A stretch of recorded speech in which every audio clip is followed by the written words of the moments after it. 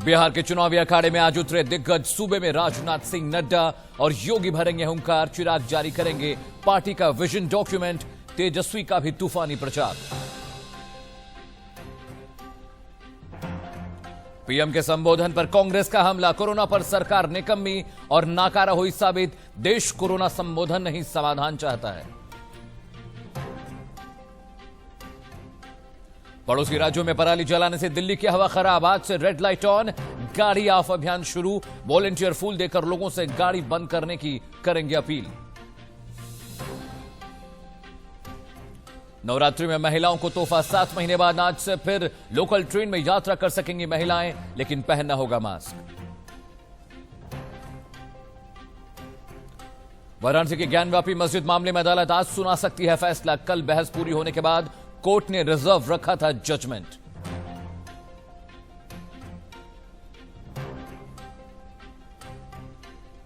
और दुबई में धवन की सेंचुरी नहीं आई काम। पंजाब ने दिल्ली को 5 विकेट से दी मात। लगातार तीसरी जीत के बाद पॉइंट टेबल में टॉप पर पहुंची किंग्स।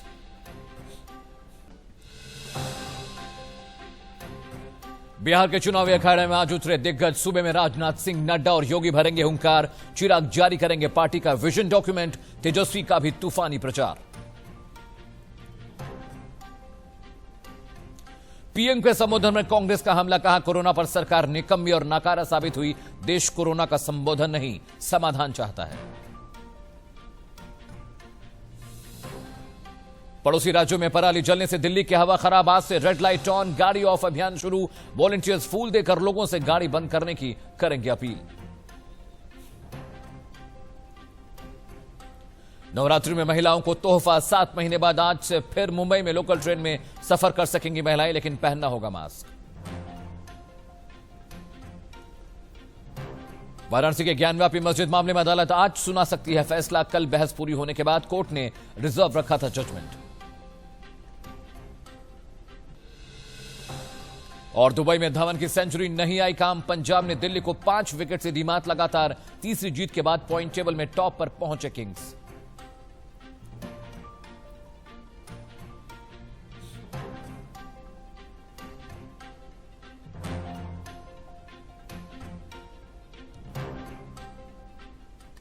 और इस वक्त की बड़ी खबर मध्य प्रदेश से आ रही, जहां राहुल ने कमलनाथ के बयान पर एतराज जताया है। कमलनाथ ने कहा कि मुझे इस बात का दुख है कि मैंने इमरती देवी के लिए गलत शब्दों का इस्तेमाल किया, लेकिन मैं माफी नहीं मांगूंगा। राहुल गांधी ने कल कहा कि जिस तरह की भाषा का कमलनाथ इस्तेमाल करते हैं वो कांग्रेस की भाषा नहीं है और कमलनाथ को इमरती देवी से माफी मांगनी चाहिए।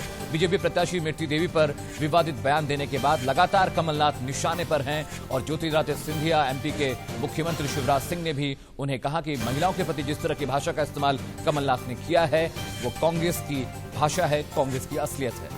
इस वक्त की बड़ी खबर मध्य प्रदेश से आ रही है, जहां 28 सीटों पर उपचुनाव होने हैं। वहां कमलनाथ के विवादित बयान को लेकर बीजेपी ने उन पर निशाना साधा है। कमलनाथ ने अपने बयान पर माफी मांगने से इनकार कर दिया है। कमलनाथ की दलील है कि उन्होंने किसी अभद्र भाषा का इस्तेमाल ही नहीं किया। कमलनाथ माफी मांगे या ना मांगे, लेकिन इस मामले में चौतरफा घिर जरूर गए। लेकिन बीजेपी अनुसूचित जाति मोर्चा का ये प्रदर्शन बड़ा ही अनोखा था।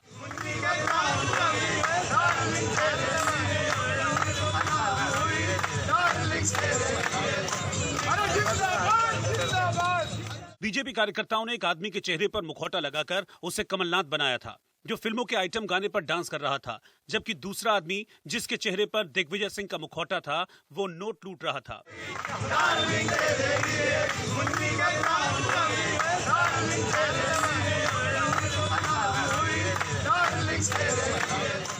कमलनाथ ने बीजेपी नेता इमरती देवी को आइटम कहा था, जिसके जवाब में बीजेपी कार्यकर्ताओं ने कमलनाथ को आइटम बनाकर पेश किया और लगे हाथ दिग्विजय सिंह को भी लपेट लिया।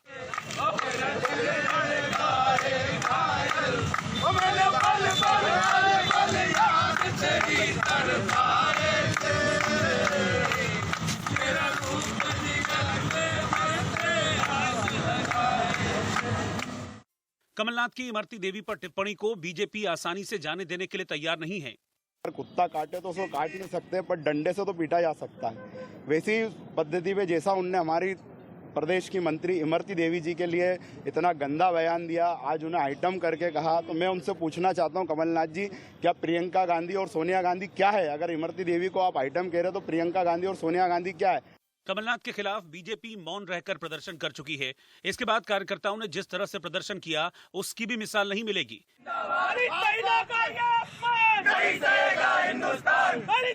बीजेपी कार्यकर्ताओं ने साफ कहा कि जब तक कमलनाथ अपनी टिप्पणी पर माफी नहीं मांगते तब तक ऐसे प्रदर्शन होते रहेंगे। कमलनाथ शर्म करो। अभद्र भाषा के जिस आरोप पर बीजेपी कांग्रेस और कमलनाथ को घेर रही है, अब पार्टी खुद उसी आरोप से घिर गई है। कांग्रेस छोड़कर बीजेपी में आए मंत्री बिसाहूलाल सिंह ने कांग्रेस उम्मीदवार की पत्नी के लिए अभद्र भाषा का इस्तेमाल किया है।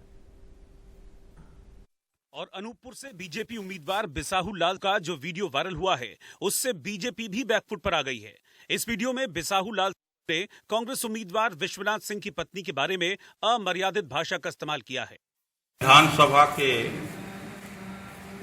निर्वाचन का फॉर्म भरा जाता है तो पूरे संपत्ति का ब्यौरा दिया जाता है, सबका ब्यौरा दिया जाता है, परंतु विश्वनाथ सिंह ने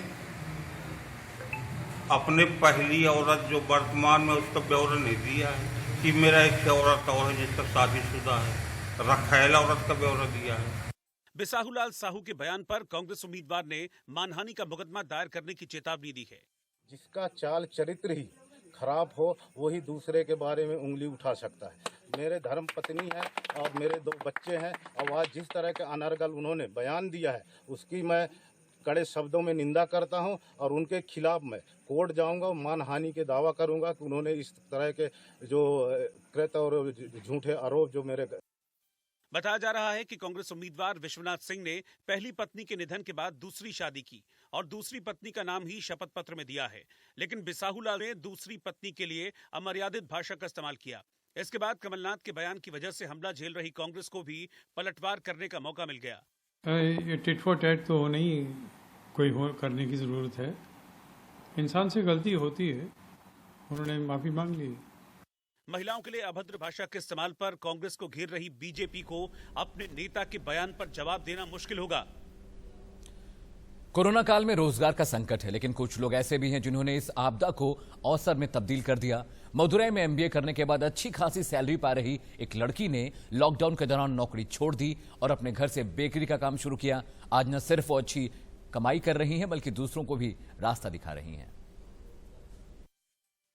एमबीए की डिग्री हासिल करने के बाद 1 लाख से ज्यादा की सैलरी लेने वाले किसी प्रोफेशनल के लिए यह फैसला आसान नहीं था, लेकिन स्टेफी के लिए कोरोना महामारी के दौरान लॉकडाउन में हाथ पर हाथ धरे बैठना भी मुश्किल था। इसीलिए पूरी लगन से केक बनाना सीखा और फिर महारत हासिल कर ली। स्टेफी अलग अलग साइज के खूबसूरत और स्वादिष्ट केक बनाती चली गई। केक के अलावा चॉकलेट और बिस्किट बनाना भी शुरू किया। न किसी कारीगर की जरूरत, न कोई तामझाम। लॉकडाउन में ऐसे केक के खरीदारों की भी कमी नहीं हुई। सोशल मीडिया, खासतौर पर इंस्टाग्राम के जरिए उनके केक की डिमांड बढ़ती चली गई। In initial stage, I used to give to my neighbors and friends or relatives, like whatever I'm baking, they used to order to me. Then it goes on like this. Through word of mouth, I started getting like orders through lockdown. Then I thought like after lockdown, I will not get any orders. But God grace, even though after lockdown, I used to get orders from the people who have ordered before or through word of mouth. For many people, like it will be lockdown may be a crucial time for them, but for me it's a kickback time. Like I have started my business there and it's going well.